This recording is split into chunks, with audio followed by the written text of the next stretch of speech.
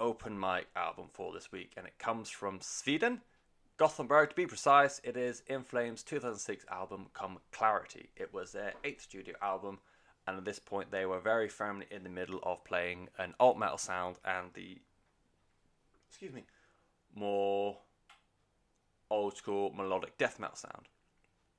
This was the follow up to 2004's soundtrack to Your Escape, which was largely rejected by fans, even the new ones. Critics like that. They kind of said it was a natural progression from Reroute to Remain, but at the end of the day, the people are going to buy your merch and buy your tickets to see you play are the fans. And you need, it's bad, but you need to keep them happy. It shouldn't be like that. You should be able to do what you want, but yeah. It's the fifth album to feature what became known as the classic lineup for In Flames. You had Anders Friden on vocals, Jesper Stromblad on guitars, Bjorn Gelot on guitar, also on guitars, I should say. Peter Eras from, no, not from anyway, from In Flames actually. He was on bass, and you had Daniel Svensson on drums. And they've been together since 1999's Colony, so they had been playing melodic death metal together, and as a group, they had also been manufacturing this new, dare I say, commercial sound together as well. So it was always a group effort to try and coordinate this new vision for the band going forward. And I picked this album because I ran a poll. It was going to be this or While She Sleeps, expecting While She Sleeps to win. Turns out not. I picked this thinking it was going to be the In Flame album. I thought it was going to be the album that both sides, so the older Melodeath fans and the newer alt metal fans, could both enjoy, and it's both prosperous, and this was where In Flames peaked. I was very wrong. I was so very wrong. This album has split the fan base down the middle, so if you go on to Encyclopedia Metallum, the metal archives, and the review scores for Come Clarity they are literally opposite ends of the spectrum. So just from bottom to top, you've got 40, 23, 75, 10, 80, 80, 79, 90, 80, 66, 56. There's a 25 in there as well. There's another 19. There's a 95. It is, no one can agree whether or not this is the best or worst. I don't think it's the worst. People keep saying Soundtrack to Your Escape is the worst, but not hearing that. Or again, the worst is up for debate. The best is up for debate. This is very much in the middle of both camps. So nice, easy one to do. So we'll go through a bit of an introduction to In Flames.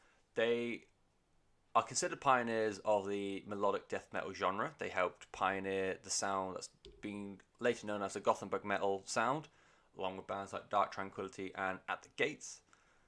And since 2000's Clayman, In Flames started going through a new direction with their sound. So this was on the back of, let me get their albums again because I can never remember all around. So yeah, Lunar Strain, The Jester Race, and Horacle, they were out and out melodic death metal.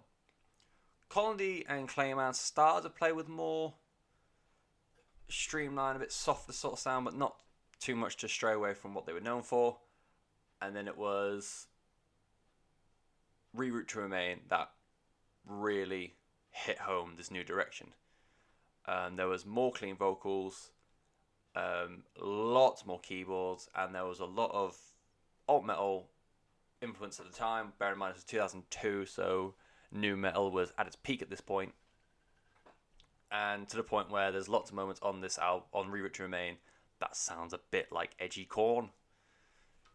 So by the time Soundtrack to Your Escape came around, like I said before, critics sort of saw Soundtrack as a natural progression from Reroute to Remain, but it was lambasted by fans. Way too much keyboard, it's bad production, particularly on guitars, which I agree with. It does sound all one big fuzzy mess. It's poor guitar work in general, and there's weird vocal effects because at the time, I don't think Anders was particularly comfortable with cleans. I think he's got a lot better now, but the first In Flames album I ever heard was Sounds of a Playground Fading, and the lead single from that was Deliver Us, and I thought the cleans in there were great personally, but again, something else that's a bit torn between fans.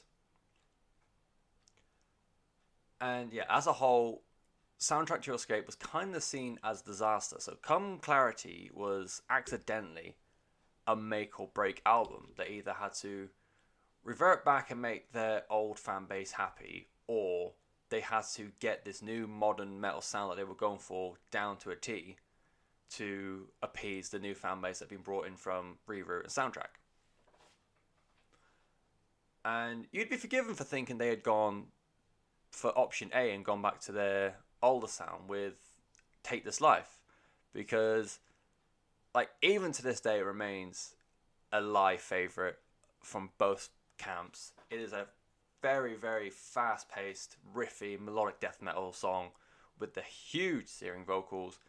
And yeah, just from this album alone, I know I said about it from Sounds Of, Anders seems to have a lot better control over his voice at this point, and it feels more natural. There's less effects in there as well, and less auto-tune, so you know, it's him, it's not a computer. From there it goes into Leeches, which sounds like In Flames' first attempt at trying to blend the two eras together, the old and the new. The riffs are back, and the riffs are clear and clean, and it's punctuated by the keyboards. The keyboards as a whole in the album are a lot subtler, to the point where even I was forgetting, with headphones on, listening for them. You kind of forget that they are there as a whole. And yeah, they primarily using the pre-chorus for Leeches, but otherwise, yeah, they sort of just like carry the sound instead of being the sound, if that makes sense. You can already tell that production is a lot better on this album. The guitars have their own identity. The bass sounds fucking wicked on this album. It sounds so, so good. Reflect the Storm is their first foray into the new sound for the album, and it's a very like mid-paced, a lot of metalcore harmonies in there, and it's got a very delicate chorus that's like drowned in crash cymbals, like every single one being hit at the same time, which is very indicative of that kind of music. Again, very fun song. It's powerful, of course, of what they were trying to do. So, just in the first three songs, you've got a song for the OG crowd, the fans that have jumped the board, circa Reroute to Remain, and the middle ground for which to potentially build on in the future. That being said, I would love to have known how many fans got pissed off when it came around to Dead End, and they realised that In Flames had brought in a Swedish pop star, Lisa Miskovsky, which I hope I've done that just as name. I probably haven't. I'm pretty sure it's a part Czech name, which I'm shit. I would. I wrote this down. I'm gonna go with it. The chorus to Dead End,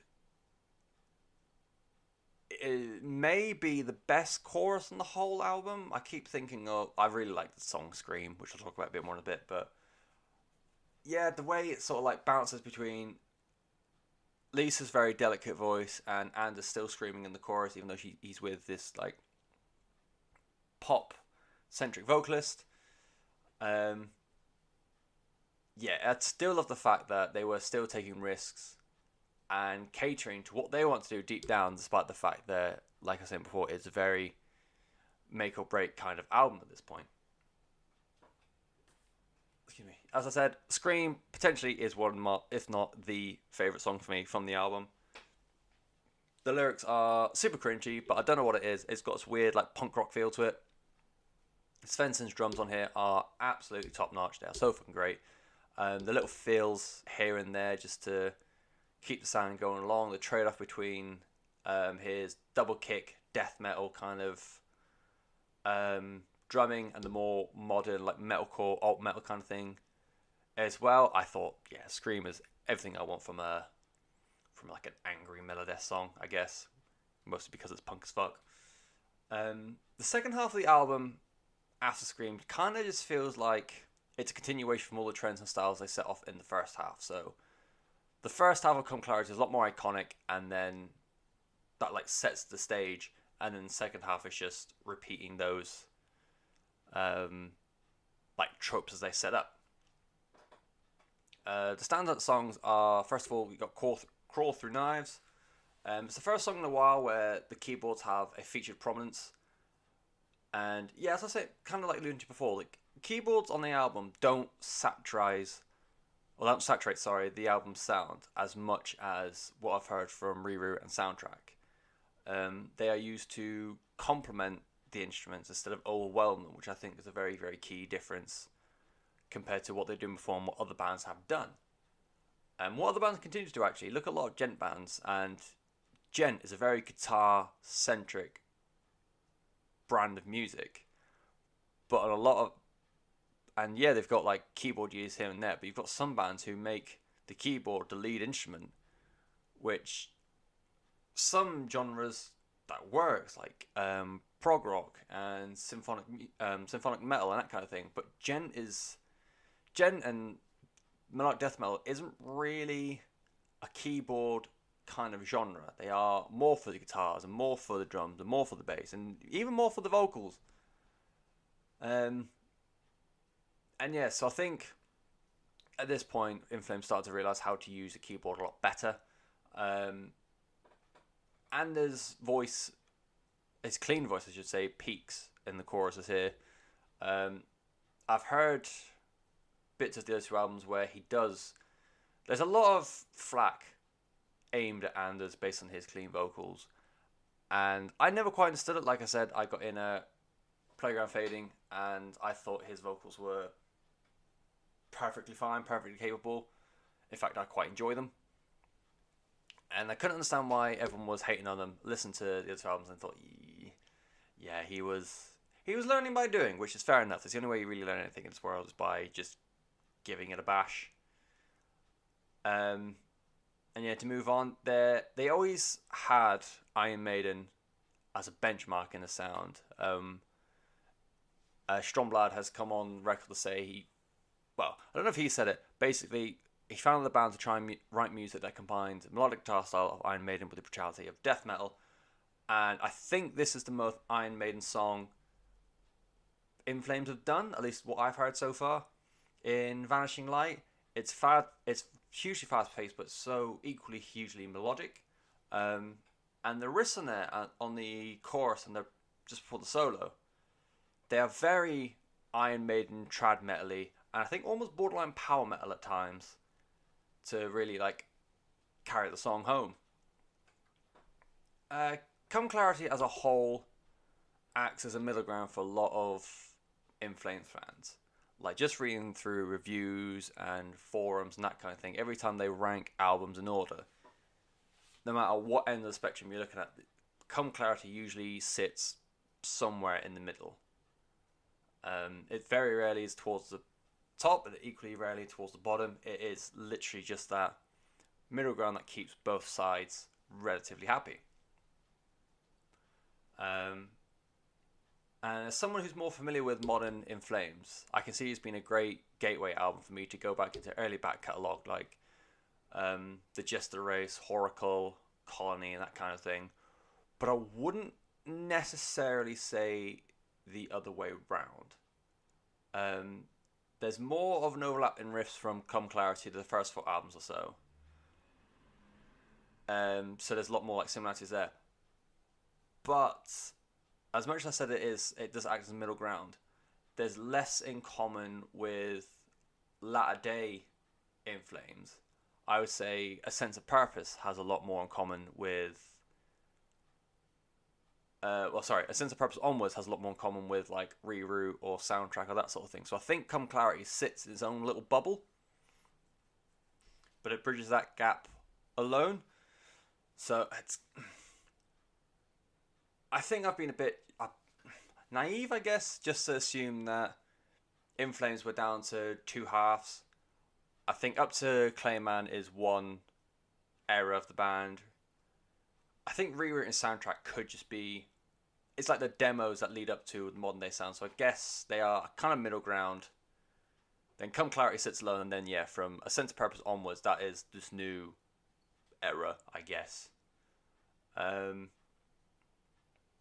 yeah, it's a difficult one. I feel like I went in a bit narrow-minded with what Come Clarity represented. And it is... a lot bigger than that. And I think I went in a lot more narrow mind of what In Flames were as a band. So it's difficult. I'd be interested to find out what other people thought. Like I said, Come Clarity, I really enjoyed this album, and from what I've read, OGs and new both like it as well. But I don't know if it's. I think if I listen to earlier stuff more, like Jester and Horacle, I'll be able to then figure out what end of the spectrum Come Clarity sits in. If it can be considered some of the older stuff, or if it does sit more with the newer end of things. Yeah, it's one that I struggle with. I've been trying to figure out how to like properly put it together, but yeah. So what happened after Come Clarity anyway? Well, I talked about it a bit. In terms of lineup, the classic lineup would release one more album. It would be A Sense of Purpose, and that came out in 2008. Following that, in 2010, Jesper Stromblad announced that he would depart from the band. At the time, it was amicable. He said it was to deal with personal demons, and the band gave him his blessing and said to, I guess, fix himself in the most brutal way of saying that. However, I have read that in recent years, the relationship between Stromblad and Fleeden has apparently deteriorated, which is quite sad to hear. They've been like working as a band since, when did Anders join the band? Was it 92? 95. So yeah, at that point, there was 15 years, but obviously you don't know what goes on behind closed doors. After Jesper left, he was replaced by a former In Flames guitarist called Nicholas Englund. He joined after 2011's Sounds of Playground Fading. And to this day, he still remains. So outside of Anders and Bjorn, he is the longest standing member of the band, because following 2014's Siren Charms, Daniel Svensson announced that he was going to leave the band to focus on family life. He was replaced by former The Wedding, Red, and Manifest drummer Joe Rickard, who would in turn leave after he recorded Battles in 2016. He was replaced by Tanner Wayne, formerly of Kyotos and Scary Kids Scaring Kids, which is a terrible band name. Terrible. Long-term bassist Peter Ewers would also leave the band following Battles. He would be replaced by Ives bassist Bryce Paul. Stromblad and Ewers have worked together on a supergroup called Syra, melodic metal band, which I think Ewers has already left. He was only there for a year or so. And speaking of the devil, Ewers has also co-owns a brewery with Svensson in their native Gothenburg. So all the former members still apparently get on. It's just, well, not talk about Bjorn.